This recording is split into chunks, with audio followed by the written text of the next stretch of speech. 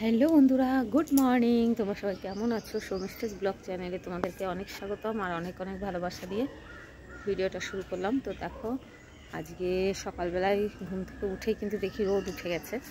তো আজকে একটু বেলা করে উঠেছি, আজকে 6:30টার দিকে উঠেছি। তো উঠেই দেখি রোদ।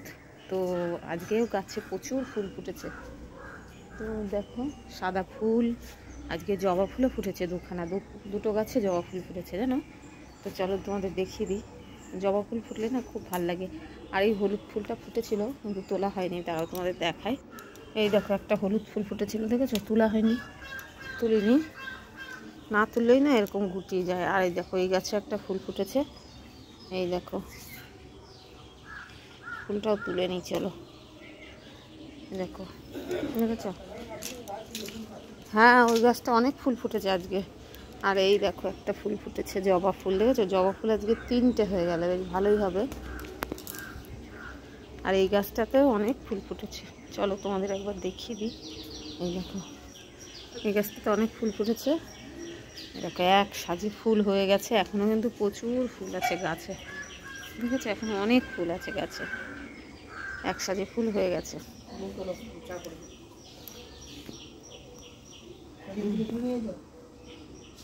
আর এই দেখো, পুজোর বাসন মাজা কিন্তু কমপ্লিট। তো চলো দেখো, এখানে 5 মিশালি সবজি কেটে নিয়েছি, সব কিছু আছে। কুমড়ো, ডাঁটা, বেগুন, পটল, ঝিঙে, 5 মিশালি সবজি। আর এখানে দেখো, মাছটা ফ্রিজে ছিল, তো জলে ভিজিয়ে রেখেছি, ছিঁড়ে গেছে বড়। এখন দেখো, ভাতটা বসিয়ে দিয়েছি, তো সবজিটা এখন বসিয়ে দেবো। কারণ আজকে তোমাদের দাদাভাইয়ের অফিস আছে, ছেলে মেয়ের স্কুল আছে, ওই জন্য কিন্তু ঝটপট করে রান্নাটা করে ফেলেছিল। এদিকে দেখো, তেল বসিয়ে দিয়েছি, তো সবজিগুলো ধুয়ে নিয়ে তারপরে ভাবলাম মাছটা ভেজে নিই। তো কড়াইয়ে তেল দিয়ে দিয়েছি, আর মাছগুলো এখন কড়া করে ভেজে নেব। তো তেলাপিয়া মাছ খেতে কিন্তু মোটামুটি ভালোই লাগে, কিন্তু রেগুলার খাওয়া তেলাপিয়া মাছ ভালো না সেটাও জানি, কিন্তু কাটা কম তো বাচ্চাদের কিন্তু খেতে সুবিধা হয়। তো মাঝে মাঝে বন্ধুরা, এদিকে কিন্তু মাছের ঝোলটা ফুটছে, আর দেখো মাছগুলো ভেজে নিয়েছি। তো এখনই দিয়ে দেবো মাছগুলো। তো চলো দিয়ে দিই। মাছ আর বড়ি আছে এর মধ্যে। তো আর এদিকে দেখো, কচুর শাক রান্না করছি। তো কচুর শাক কিন্তু একদম অল্প একটু হয়ে গেল। কচুর শাক কিন্তু এরকমই, অনেকটা কাটবে, কাটার সময় মনে হবে কতটা কচুর শাক, কিন্তু রান্নাবেলা কিন্তু একটু হয়ে যায়, একদমই অল্প একটু হয়ে গেছে। দেখো, কাকে দেবো বলো তো দেখি, বুঝতে পারিনি। তো যাই হোক, যেটুকু হয়েছে হয়েছে। আর এদিকে দেখো, মাছের ঝোলটাও কিন্তু মোটামুটি হওয়ার মধ্যে, আর একটু ফোটাবো তো হয়ে যাবে। আর তো হয়েছে, এই দেখো, ডাঁটার সবজি হয়েছে, ডাঁটা চচ্চড়ি। খেয়ে দিই একবার, অল্প করে নিয়েছি, এখানে 150 মাছ। এই দেখো, মৌরলা মাছ খেতে কিন্তু খুব ভালো লাগে। এই দেখো, মাছগুলো এখন কাটতে হবে, ঝটপট করে কেটে নেবো। দেখি যদি সময় হয় রান্না করব, না হলে কালকে করব। এই দেখো, মৌরলা মাছগুলো কিন্তু খুব সুন্দর, বলো। তো বাইরে গিয়ে কাটবো, মাছের ঝোলটা ওইদিকে হোক আর আমি মাছটা কেটে নিই। তো চলো দেখো বন্ধুরা, এই বাসনগুলো কিন্তু এখন ঝটপট করে মেজে নেব, অনেকগুলোই বাসন হয়েছে। আর এই দেখো, এই সব বাসনগুলো মেজে নেব, আর খাওয়ার যে বাসনগুলো হবে সেইগুলো নামিয়ে নেব। তো চলো, বাসন দিয়ে এই দেখো গ্যাস ট্যাসগুলো সব পরিষ্কার করে নেব। অনেক কাজ আছে। আর তারপরে তোমাদের দাদাভাইকে আবার ভাত দিতে হবে, ছেলেকে ভাত দিতে হবে, ওরা স্কুলে যাবে। তো চলো ঝটপট করে বাসনগুলো মেজে নিই। মেজে নিয়ে কমপ্লিট করে গ্যাসটা পরিষ্কার করে তারপরে ভাত দেবো। আমার না এই রান্নার পরে না এইগুলো যদি পরিষ্কার না করি, আমার কিন্তু একটুও ভালো লাগে না, জানো তো। আগে এইগুলো পরিষ্কার করব, তারপরে ভাত দেবো। আর আমার রান্না বান্না তো কমপ্লিট হয়ে গেছে। তো চলো সব বাসনগুলো এবার ধুয়ে মুছে পরিষ্কার করে জায়গায় রেখে দিই।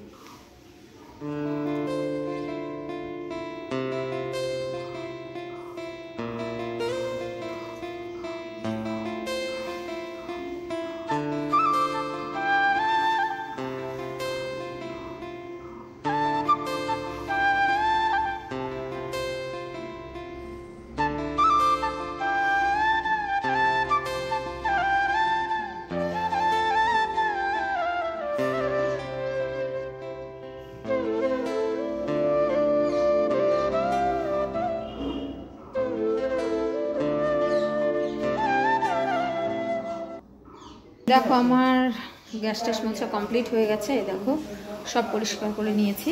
তো এখানে দেখো টিফিন কোটোগুলো রাখলাম, তোমাদের দাদাভাইয়ের ছেলের সব টিফিন দেবো, তো সব পরিষ্কার করে নিয়েছি, দেখো গুছিয়ে নিয়েছি। আর এখানে দেখো মেজে মেজে রেখেছি কয়টা জিনিস, দেখো। তো চলো এবার ভাত দিয়ে দিই। দেখো এখন বসে বসে ছেলেকে খাওয়াচ্ছে। দেখো ছেলে আজকে পড়তে গেছিলো তো প্রচণ্ড দেরি হয়ে গেছে, তো ওকে খাইয়ে দিচ্ছ, নিজে হাতেই খায়, যেদিন দেরি হয়ে যায় সেদিন ওকে খাইয়ে দিতে হয়। ভালো হচ্ছে, মাছ ভাজা নে, মাছ ভাজা নে। আজকে ওর প্রচণ্ড দেরি হয়ে গেছে, বললাম স্কুলে যেতে হবে না, কিন্তু ওই স্কুলও কামাই করবে না আবার পড়াও কামাই করবে না, এই গুণটা আছে ওর। তো স্নান করে আসলো, জামা প্যান্ট পরছে, আমি ঝটপট করে খাইয়ে দিই, তাহলে স্কুলে চলে যেতে পারবে।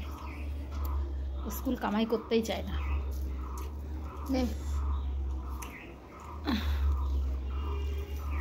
মাথা আছে, মাছের সমস্যা, কষ্ট হয়ে যায় জানো তো, সকালবেলার থেকে এতটা দৌড়াদৌড়ি তো খুব কষ্ট হয়ে যায়। সকালবেলাটা তারপরে 12টার পর থেকে একটু ধীরে সুস্থে সমস্ত কিছু করা যায়। খাইয়ে নিয়ে, ছেলেকে খাইয়ে নিয়ে তারপরে বাদ বাকি যে কাজগুলো আছে সব করে নেবো। তো দেখো ছেলের বইও গোছানো হয়ে গেছে। দেখো হ্যালো বন্ধুরা, দেখো শরীরটা খুব খারাপ করছে, তো এখন একটু ডাক্তারের কাছে যাবো, রেডি হয়ে গেছি। এখন বেজে গেছে দেখো প্রায় 8টা বাজতে 10 মিনিট বাকি। তো শরীর খুব খারাপ করছে গো, একটুও ভালো লাগছে না। তো আমাদের এখানে একটা ডাক্তারবাবু আছে, ভালোই চিকিৎসা করেন, তো ওনাকে দেখিয়ে আসি। পেটের মধ্যে অস্বস্তি, খেতে পাচ্ছি না, হ্যাঁ বমি লাগছে, মানে পেট মনে হচ্ছে কি গ্যাসের ওষুধ খেলাম তবু কিছু হচ্ছে না, আমার পেট ফুলে যাচ্ছে। তো সেই সকালে একটু ভাত খেয়েছি, আর দুপুরে কিন্তু কিচ্ছু খাইনি, কিন্তু মনে হচ্ছে কি পেট ভর্তি। তো যাই হোক, পেটের মধ্যে একটা অস্বস্তি, পেটের মধ্যে ব্যথা করছে, হ্যাঁ কিছুতেই কিছু হচ্ছে না। তো যাই হোক, রাত্রে যদি আবার বাড়াবাড়ি হয় ডাক্তারটা দেখিয়ে আসি, ডাক্তারদের যেহেতু আছে দেখে আসাটাই ভালো। তবে রেডি হয়ে গেছে, একটা চাদর নেব, বাইরে একটু হালকা ঠান্ডা আছে, বাইকে গেলে কিন্তু ঠান্ডা লাগবে। আর ডাক্তারবাবু 9:30 পর্যন্ত থাকবে।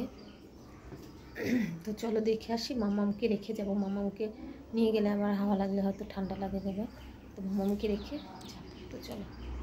তো দেখো ডাক্তারের কাছে চলে এসেছি, আর সকাল থেকেই কিন্তু আজকে শরীরটা ভালো লাগছিল না, কিন্তু কি করব বলো, বসে থাকলে তো চলবে না, কাজ তো করতেই হবে।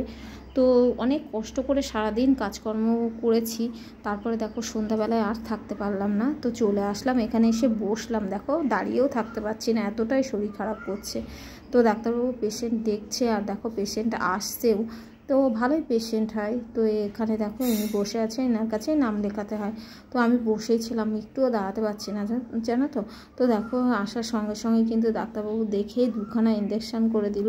তো বললো যে অতিরিক্ত অ্যাসিডিটি হয়ে গেছে, তো যদি গ্যাস মাথায় উঠে যায় অসুবিধা। তো চলো বন্ধুরা, ভিডিওটা এই পর্যন্ত।